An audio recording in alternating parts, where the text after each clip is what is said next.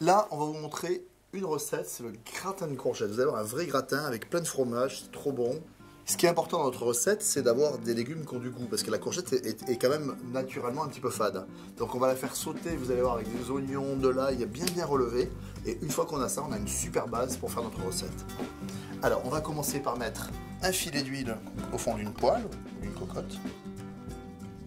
Et je vais émincer l'oignon, d'accord? C'est-à-dire le couper en fines lamelles. Attends.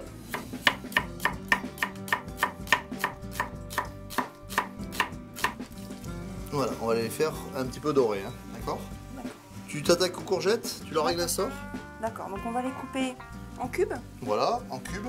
Donc j'enlève la tête arrière.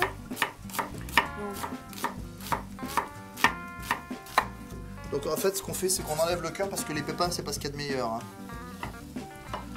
Et on va faire des petits cubes de 1 cm à peu près, là, 1 ou 2 cm. Hein. Voilà, on va bien les dorer. Hein.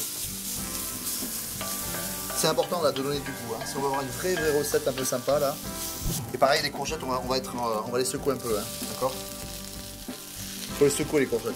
Bon là, ça commence à être sympa là, ça commence un petit peu à accrocher là. On les a bien fait revenir. On va hacher les herbes. Alors là, moi je mets du persil plat. Si vous avez un petit peu de menthe, c'est sympa. Hein, menthe, ciboulette, d'accord? C'est à vous d'être créatif, hein. Nous on vous donne une base. Hein. Je mets toutes mes herbes hors du feu. On ne veut pas qu'elles chauffent. Et maintenant, on va rajouter de l'ail râpé. Alors, on peut le hacher au couteau, hein. Et là, ça marche bien. On mélange, bien évidemment, pour que tous les goûts soient bien homogènes, bien répartis.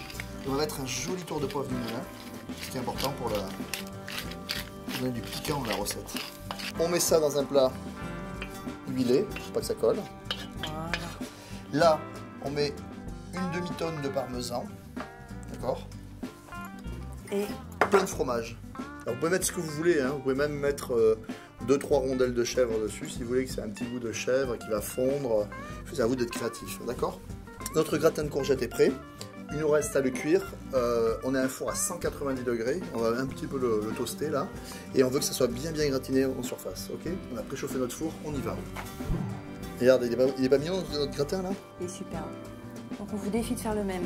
Ouais, à vous de jouer. Si vous ne savez pas quoi faire de vos courgettes, c'est le moment. Vous les passez, vous les coupez en cubes et tout va dedans, c'est nickel.